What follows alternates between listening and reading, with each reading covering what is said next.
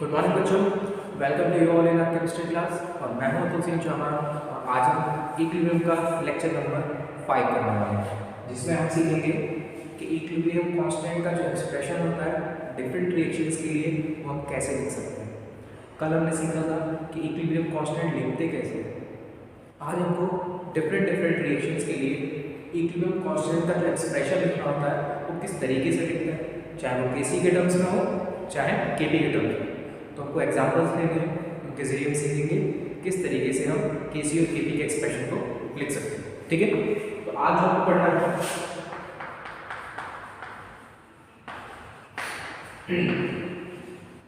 How to write the expression for equilibrium constant, that is K. किसी भी given reaction के लिए equilibrium constant का एक्सप्रेशन कैसे लिखना है वो आज हम सीखने वाले हैं। ठीक है, for example I have this H2 plus I2 this. ठीक है, तो इक्विलिब्रियम कांस्टेंट की वैल्यू दो टर्म्स में लिख सकते हैं। हमने कल भी पढ़ा था इसको केसी के टर्म्स में और केपी के टर्म्स में, उसके बीच में हमने रिलेशन फाइंड किया था केपी और केसी में। ठीक है, तो इसके लिए हम इक्विलिब्रियम कांस्टेंट यानी कि इक्विलिब्रियम कांस्टेंट के की वैल्यू दो टर्म्स में लिख सकते हैं, एक केसी के टर्म्स में और दूसरा केपी। केसी के टर्म्स में कब लिखेंगे जब इन रिएक्टेंट स्पीशीज की हमको कंसंट्रेशन दी हुई मोल्स पर लीटर में। ठीक है, तो हम क्या यूज करेंगे इक्विलिब्रियम कांस्टेंट के लिए KC. If pressure is given in the question for H2 I2 and HI, तो आपको क्या लिखना होगा KP, equilibrium constant in terms of pressure reactor में। तो केसी के लिए मेरे पास एक्सप्रेशन क्या हो जाएगा, प्रोडक्ट की concentration that is concentration of HI raised to the power their coefficient 2 divided by product of concentration of reactants, और reactant कौन कौन है H2 और I2 raised to the power their coefficient। so this is the expression for Kc। अगर Kp की बात करें तो Kp के लिए हमको क्या यूज करना होगा, प्रेशर ना कि कॉन्सेंट्रेशन। तो प्रेशर के लिए क्या लिखना है, pressure of HI raised to the power their coefficient, what is the coefficient 2 upon pressure of H2, pressure of I2। so this is how we write the expression for equilibrium constant in terms of concentration or in terms of pressure। एक और example लेके देखते हैं, जैसे हमारे पास N2 plus 3H2 gives twice of NH3। ठीक है, ये बस प्रोसेस है। नाइट्रोजन हाइड्रोजन की रिएक्शन चलाते हैं, हाइड्रोजन कंसंट्रेशन पे तो क्या मिलेगा, अमोनिया। ठीक, अगर इसके लिए मुझे इक्विलिब्रियम कांस्टेंट की वैल्यू फिर से वही दो तरीकों से लिख सकता हूं, केसी के टर्म्स में और केपी के टर्म्स में। केसी टर्म्स में इसलिए कंसंट्रेशन ऑफ अमोनिया और कंसंट्रेशन फॉर्मेशन स्क्वायर ब्रैकेट में raise to the power 2 upon concentration of nitrogen, concentration of H2 raised to the power their coefficient। Nitrogen coefficient कितना है 1, हाइड्रोजन का 3। ठीक है, अब बात करते हैं केपी। केपी का कैसे लिखेंगे, pressure of ammonia, pressure of ammonia raise to the power their coefficient 2 upon pressure of nitrogen और pressure of hydrogen raise to the power 3। तो इस तरीके से किसी भी रिएक्शन के लिए हम इक्विलिब्रियम कांस्टेंट की वैल्यू केसी के टर्म्स में और केपी के टर्म्स में लिख सकते हैं।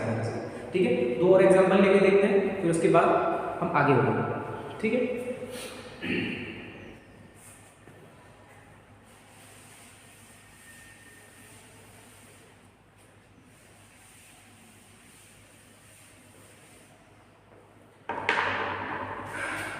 जैसे एक और एग्जांपल है N2 रिएक्शन का ऑक्सीजन के साथ क्या मिलेगा, नाइट्रोजन मोनोऑक्साइड। ठीक है, इक्विलिब्रियम कांस्टेंट की वैल्यू लिखते हैं in terms of concentration as well as in terms of pressure.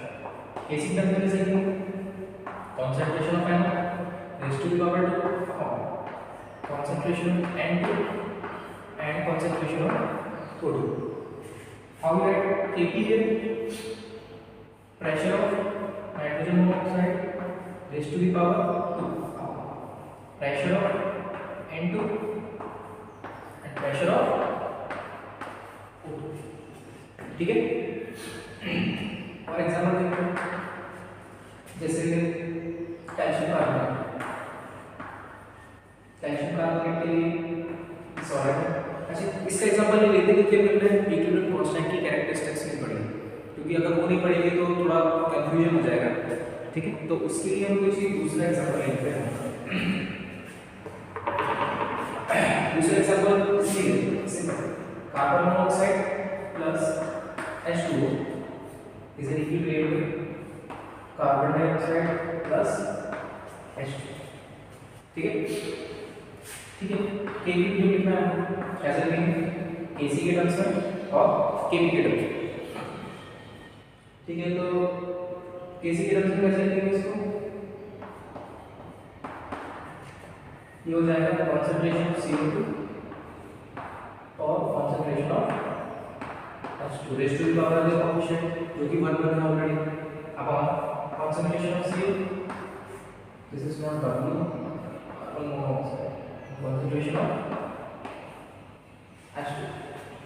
Okay, now if we have to write in terms of pressure Kp, कैसे लिखेंगे?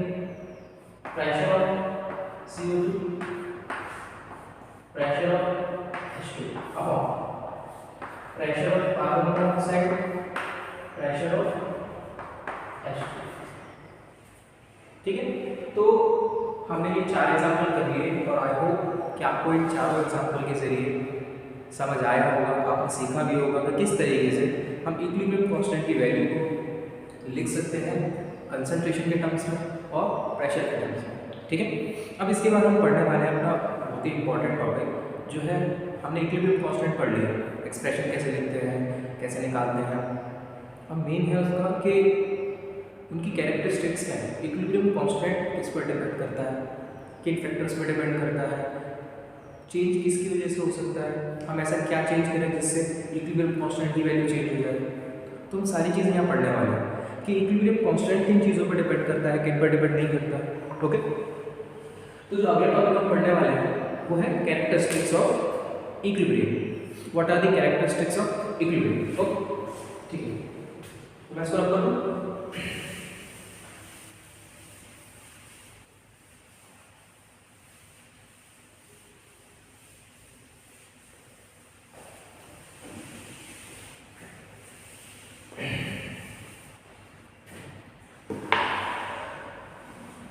ओके, तो अब हमको पढ़नी है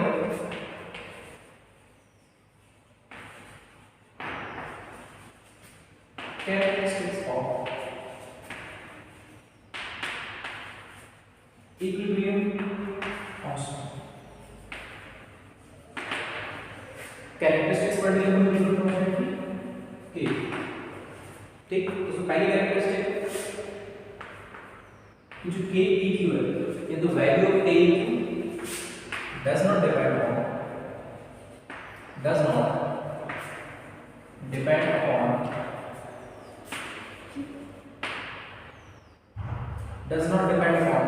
the initial concentration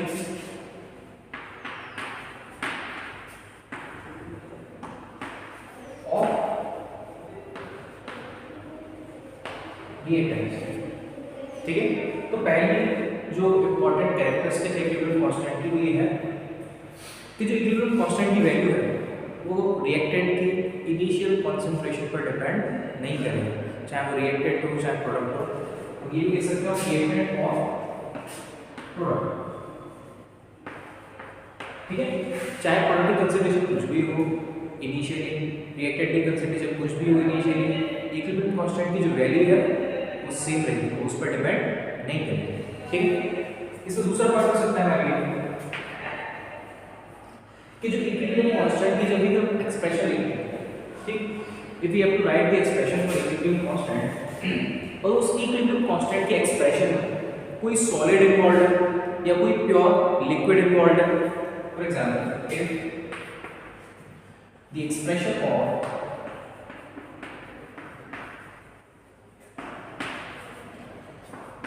K equilibrium involves any pure solid or liquid which is being used as solvent. Solvent कैसा होता है? एक्सिस। तो कंडीशन है कि वो जो लिक्विड है प्योर होना चाहिए, उसको एक सॉल्वेंट की तरह यूज करना चाहिए और वो कैसा होना चाहिए? एक्सिस में होना चाहिए। Then their concentrations are considered to be unique। ठीक है, तो फर्स्ट पॉइंट का मतलब क्या था हमने समझ लिया। क्या मतलब था कि जो इक्विलिब्रियम कांस्टेंट की वैल्यू है वो रिएक्टेंट और प्रोडक्ट के इनिशियल कॉन्सेंट्रेशन पर डिपेंड नहीं करेगी। दूसरा पॉइंट, अगर किसी भी इक्विलिब्रियम कांस्टेंट के एक्सप्रेशन में कोई सॉलिड इन्वॉल्व है या कोई लिक्विड इन्वॉल्व है, प्योर लिक्विड इन्वॉल्व है, और वो लिक्विड रिएक्शन में एक सॉल्वेंट का काम कर रहा है और सॉल्वेंट भी कब लिया है? एक्सिस में जब लेते हैं, उस केस में किसी भी सॉलिड और उस प्योर लिक्विड की जो कॉन्सेंट्रेशन है उसको हमें क्या कंसिडर करना है? यूनिटी। यूनिटी का मतलब वन। क्या कंसिडर करना है? वन। ठीक है, एग्जांपल लेके देखते हैं। जैसे अभी मैंने तुमको बताया था कैल्शियम कार्बोनेट वाला एग्जांपल, मैंने कहा था कि अगर बताऊंगा तो भी गड़बड़ हो जाएगी। वो इसलिए क्योंकि हमको ये पता नहीं था, अगर वहां लिखता तो मेरे को सिर्फ CO2 लिखना पड़ता। ठीक है, तो अब देखते हैं जरा। इस वाला जो कैल्शियम कार्बोनेट मैं उसको हीट करूं, क्या मिलेगा? Calcium oxide plus CO2। अब कैल्शियम कार्बोनेट सॉलिड है, कैल्शियम ऑक्साइड भी सॉलिड है, लेकिन ये गैस है। अगर मैं इसके लिए इक्विलिब्रियम कांस्टेंट की वैल्यू लिखना चाहता हूं टर्म्स ऑफ कॉन्सेंट्रेशन, क्या लिखना होता? आइडियली लिखो concentration of CaO, concentration of CO2 upon concentration of calcium carbonate. अब देखो एक चीज, अभी मैंने बताया सेकंड पॉइंट के अकॉर्डिंग, अगर कोई सॉलिड इन्वॉल्व है या कोई प्योर लिक्विड इन्वॉल्व है फॉर्म ऑफ सॉल्वेंट, ये भी सॉलिड है, ये भी सॉलिड है, तो इन दोनों की कंसीडरेशन क्या हो जाएगी? यूनिटी। यूनिटी करने के बाद हमारे पास equilibrium constant in terms of concentration क्या बचेगा? सिर्फ कॉन्सेंट्रेशन ऑफ CO2। अभी मैंने कहा था कि मैं सिर्फ CO2 लिखता हूं। अब क्या हुआ? कैल्शियम ऑक्साइड और कैल्शियम कार्बोनेट जो कि सॉलिड फॉर्म में है, उनकी जो कॉन्सेंट्रेशन क्या हो गई है? यूनिटी। ठीक है, तो इस तरीके से अगर किसी भी इक्विलिब्रियम कांस्टेंट के एक्सप्रेशन में कोई सॉलिड इन्वॉल्व है या कोई लिक्विड इन्वॉल्व है प्योर, और वो सॉल्वेंट का काम कर रहा है एक्सिस में, उन केसेस में जो उनकी कॉन्सेंट्रेशन है उनको क्या कंसीडर करेंगे? वन। ठीक है, तो ये दो पॉइंट हो गए इंपॉर्टेंट। इसके बाद इसको स्क्रीनशॉट ले लीजिए इसका। ओके, थर्ड पॉइंट की तरफ चलते हैं। इसमें कुल मिला के 4 या 5 पॉइंट है और वो समझते हैं अच्छे से।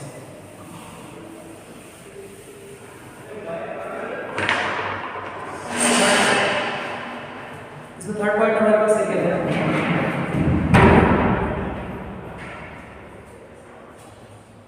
a reaction is reversed when the value of equilibrium constant becomes reciprocated। ठीक है, इसका क्या मतलब है कि अगर मैं किसी रिएक्शन को रिवर्स कर दूंगा तो उसको जो इक्विलिब्रियम कांस्टेंट की वैल्यू है वो रेसिप्रोकेट हो जाएगी। अब इसका क्या मतलब है? एग्जांपल से जैसे मान लो मेरे पास सिंपली रिएक्शन है, मेरे पास मान H2 + O2, इसी एसिडिक रिएक्शन मेरे पास, ठीक है। अब इस रिएक्शन के लिए मैं मान लेता हूं इक्विलिब्रियम कांस्टेंट की वैल्यू, के इक्विलिब्रियम की वैल्यू क्या है Kc। मैंने मान लिया इसके लिए, इस पर्टिकुलर रिएक्शन के लिए इक्विलिब्रियम कांस्टेंट की वैल्यू क्या है Kc। अगर मैं इस रिएक्शन को रिवर्स कर दूं, फॉर एग्जांपल ये ऐसे लिखूं 2H2 plus O2, तो according to this characteristic of equilibrium constant, the value of the equilibrium constant for this reaction becomes reciprocated of that equilibrium constant। कैसे हो जाएगा इसके लिए equilibrium constant की वैल्यू, इसको मान लेता हूं Kc dash। now we have to find the relationship between Kc and Kc dash। मेरे लिए Kc dash की वैल्यू हो जाएगी 1/Kc। यही मैंने बताया, अगर किसी रिएक्शन को रिवर्स कर दिया जाए उसकी इक्विलिब्रियम कांस्टेंट की वैल्यू रेसिप्रोकेट हो जाएगी, यानी कि Kc डैश की जो वैल्यू है हो जाएगी 1/Kc, ठीक है।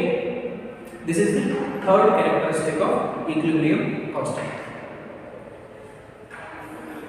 अब हमको बात करनी है फोर्थ कैरेक्टरिस्टिक के बारे में, ठीक है।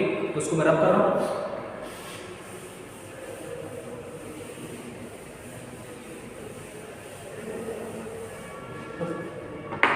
फोर्थ कैरेक्टरिस्टिक हमारे पास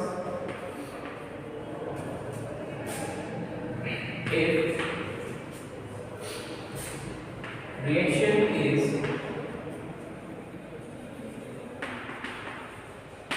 multiplied by a factor n, then the value of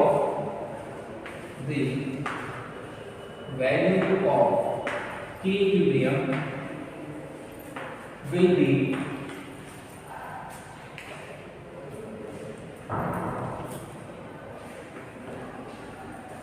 the quantity raised to the power n, quantity raised to the power n। इसका क्या मतलब, फॉर एग्जांपल जैसे मेरे पास अभी एक इक्वेशन ये है H2 plus I2 gives twice of HF। अब इस पर्टिकुलर रिएक्शन के लिए इक्विलिब्रियम कांस्टेंट की वैल्यू मान लेता हूं कितनी है, K इक्विलिब्रियम वैल्यू Kc। अब इस इक्वेशन को मैं किसी n मल्टीपल से मल्टीप्लाई करूंगा ओवर, तो मेरे पास आ जाएगी NH2 plus NI2 gives 2NHF। और इसके लिए इक्विलिब्रियम कांस्टेंट की वैल्यू जो मेरे पास कितनी है Kc dash. Now we have to find the relationship between Kc dash and Kc। तो मेरे पास Kc डैश की वैल्यू क्या होगी, अभी हमने बताया the value of equilibrium constant will be the quantity raised to the power n। तो ये मेरे पास इक्विलिब्रियम कांस्टेंट की वैल्यू है Kc, इसकी पावर आ जाएगी n। तो हमने जिस मल्टीपल से मल्टीप्लाई किया है उसको इक्विलिब्रियम कांस्टेंट के पावर में लगा देंगे। तो this is the fourth characteristic of equilibrium constant. अब इसका अगर मैं रियल लाइफ एग्जांपल लेने की कोशिश करूं, जैसे यही पर तो मैं n की वैल्यू मान के चलता हूं, मैं चेंज कर देता हूं। मैंने कहा कि मैं इसको 10 से मल्टीप्लाई करता हूं, तो ये मेरे पास 10 हो जाएगा और यहां 10 * 2 कितना हो जाएगा 20। इस इक्विलिब्रियम कांस्टेंट की वैल्यू कितनी Kc, इसकी कितनी Kc डैश। तो यहां पर Kc डैश Kc और रेज़ टू द पावर 10, क्योंकि मैंने इस पूरी रिएक्शन को किससे मल्टीप्लाई किया 10 से, ये आपको Kc की पावर भी क्या चला जाएगा 10। तो this is the fourth characteristic of equilibrium constant. Now the last characteristic, I hope you are understanding it. Okay,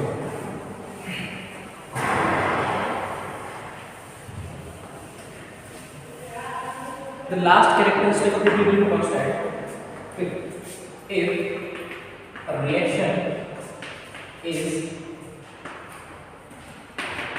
split into two or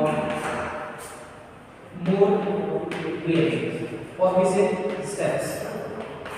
अगर कोई एक पर्टिकुलर रिएक्शन को एक से ज्यादा स्टेप्स में हम ब्रेक कर सकते हैं मैकेनिज्म लिखने के लिए, उस केस में क्या होगा, इक्विलिब्रियम कांस्टेंट की वैल्यू हमको देखना। फॉर एग्जांपल मान के चलते हैं एग्जांपल, जैसे मेरे पास कार्बन मोनोऑक्साइड है या इसका स्थिति कार्बन की रेशियो क्या है हाफ लोड के साथ, क्या बनेगा हमारे पास कार्बन मोनोऑक्साइड। इसकी इक्विलिब्रियम कांस्टेंट की वैल्यू मान लेते हैं कितनी है Kc1। अब अगर मुझे एक पर्टिकुलर रिएक्शन को एक से ज्यादा स्टेप्स में ब्रेक करना है मैकेनिज्म लिखने के लिए, उस केस में क्या होगा, इक्विलिब्रियम कांस्टेंट की वैल्यू हमको देखना। फॉर एग्जांपल मान के चलते हैं एग्जांपल, जैसे मेरे पास कार्बन मोनोऑक्साइड है या इसका स्थिति कार्बन की रेशियो क्या है हाफ लोड के साथ, क्या बनेगा हमारे पास कार्बन मोनोऑक्साइड। इसकी इक्विलिब्रियम कांस्टेंट की वैल्यू मान लेता हूं कितनी है Kc1। अब इसी कार्बन मोनोऑक्साइड की रिएक्शन में वापस से ऑक्सीजन के साथ जोड़े, क्या मिलेगा मेरे को? Carbon dioxide. इसके लिए इक्विलिब्रियम की वैल्यू कितनी है? Ac2। Now we have to find the equilibrium constant for the overall reaction. Overall reaction क्या होगा? AC से AC पड़ जाएगा, कार्बन सॉलिड प्लस 1 और हाफ कितना हो जाएगा टोटल? O2 gives CO2। अब मुझे फाइंड करना है इस ओवरऑल रिएक्शन के लिए rate constant, sorry equilibrium constant. तो इक्विलिब्रियम कांस्टेंट कितना आएगा? देखिए will be multiplication of individual reaction equilibrium constant। तो मेरे पास हो जाएगा AC1 into AC2, ठीक है। तो अगर कोई भी पर्टिकुलर रिएक्शन को हम एक से ज्यादा रिएक्शंस का ब्रेक करते हैं, स्टेप्स में करवाते हैं, तो उनके जो इक्विलिब्रियम कांस्टेंट होता है इंडिविजुअल, उनका जब मल्टीप्लिकेशन करेंगे तो ओवरऑल रिएक्शन का rate constant, sorry equilibrium constant की वैल्यू मिल जाएगी। So this is how we calculate the value of equilibrium constant for a reaction if that particular reaction is split into two or more reactions, ठीक है। so this is the property number or characteristic number 5। so we have already studied 5 characteristics of equilibrium constant, ठीक है। Next chapter में या next video में हम इसकी आगे स्टडी करेंगे। तब तक के लिए थैंक यू।